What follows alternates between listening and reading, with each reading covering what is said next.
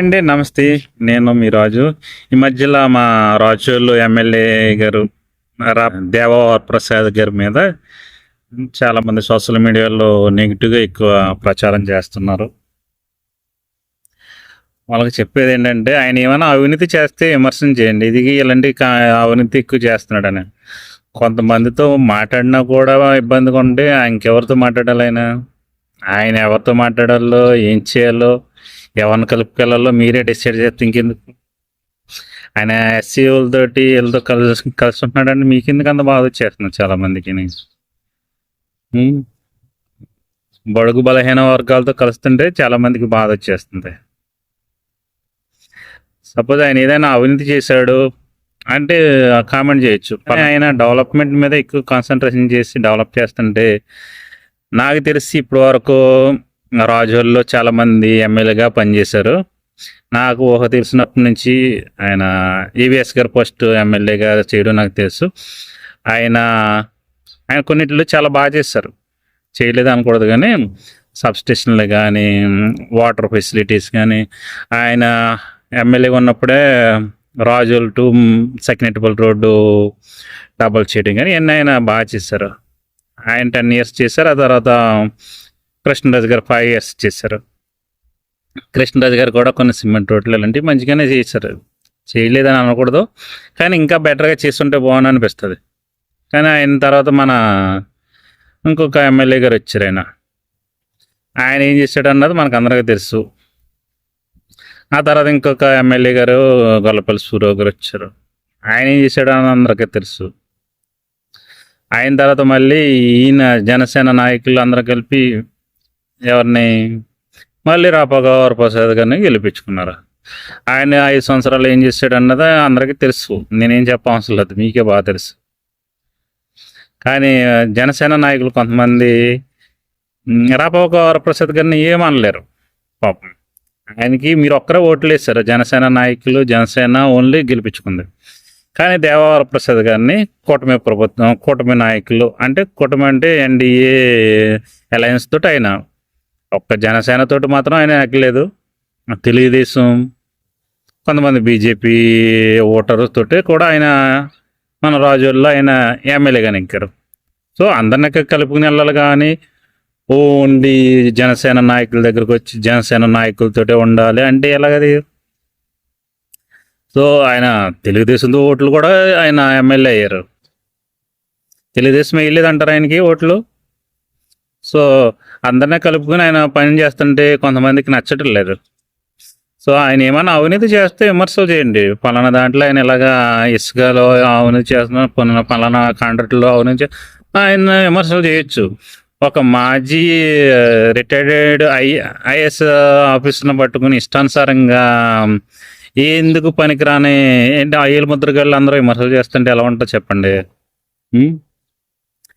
వేలు ముద్ర వేసేవాడు కూడా ఈరోజు ఫోన్ దగ్గర ఉందని ఇష్టానుసారంగా ఒక ఐఏఎస్ అవ్వాలంటే ఎంత కష్టపడాలి? ఒక కలెక్టర్ కానీ, ఒక అసిస్టెంట్ కలెక్టర్ వరకు, సబ్ కలెక్టర్ దగ్గర వెళ్ళాలంటే నీకు ఎంత టైం పడుతుంది? అసలు జీవితంలో మీ ఎంతమందికి అవకాశం ఉంటుంది? ఈ రిటైర్డ్ అయిన ఇన్ని పట్టుకుని ఇష్టానుసారంగా బూతులతోటి నీవెంత ఇదెంత అని కామెంట్లు చేస్తున్నారు. బడుగు బలహీనాలకు సంబంధించిన నాయకుడానో లేదంటే బడుగు బలహీనాలకు సంబంధించిన వ్యక్తి ఏంటో కానీ కొంతమంది అగ్రకులాల సంబంధించిన వ్యక్తులు రోజు పనిగట్టుకుని ఆయన మీద దుమ్మెత్తిపోయడమే. ఆయన ఏమి రాజులు నాశనం చేసేస్తుండంటే అది లేదు.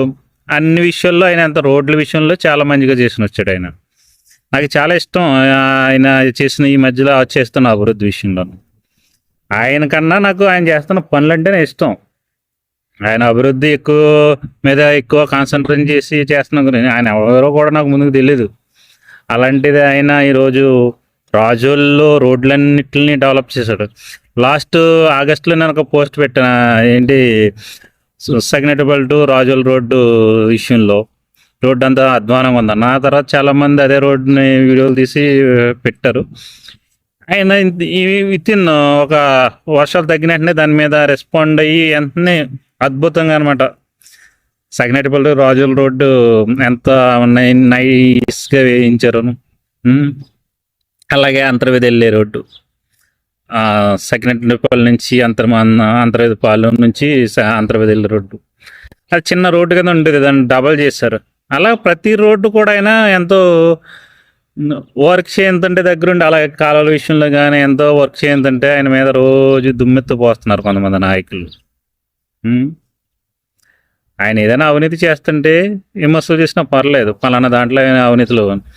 కానీ జనసేన నాయకులు కొంతమంది, అందరిని అంటలేదు, కొంతమంది కావాలని ఆయన మీద చేస్తున్న వాళ్ళకి నేను చెప్పేది ఒకటే, మీరు జనసేన నాయకులు ప్రత్యేకంగా మీరు గెలిపించుకుంది రాపాక వరప్రసాద్ని, అవునా కదా? మీ సొంత డబ్బులు ఖర్చు పెట్టి మరీ నెగ్గించుకున్నారా? ఆయన మీద ఎలాంటి యాక్షన్ ఉంది మీకు? ఆయన ఎప్పుడైనా విమర్శ చేస్తారా మీరు? ఎందుకు చేయరు? మీ సొంత డబ్బులతో ఖర్చు పెట్టి నెగ్గించుకున్న ఏంటి రాపాక వరప్రసాద్ ఎప్పుడో ఒక మాట అనరు. వరప్రసాద్ గారు ఏమి, ఆయన ఏమి నార్మల్ మనిషి కదా, ఆయన పవన్ కళ్యాణ్ మనిషి. ఆయన కానీ గన్నవరానికి సంబంధించిన గిడి సత్యనారాయణ గారు కానీ వాళ్ళ మీద విమర్శలు చేస్తే అది మీరు పవన్ కళ్యాణ్ గారి నుంచి విమర్శలు చేసినట్టు, పవన్ కళ్యాణ్ గారిని డైరెక్ట్ తిడుతున్నట్టు మీరు. ఎందుకంటే వాళ్ళిద్దరూ డైరెక్ట్ హైకమాండ్ నుంచి వచ్చిన వాళ్ళలో, లోకల్గా వాళ్ళకి నుండి సపోర్ట్ ఉండి వచ్చిన వాళ్ళు కాదు, లోకల్గా ఉన్న సపోర్ట్తో కాదు వాళ్ళ ఎమ్మెల్యేలు అవుతా, డైరెక్ట్ పవన్ కళ్యాణ్ గారు సపోర్ట్తో ఎమ్మెల్యేలు అయిన వాళ్ళు. సో మీరందరూ కొంచెం టార్గెట్ చేయడం మంచిదో కాదు మీరు ఆలోచించుకోండి.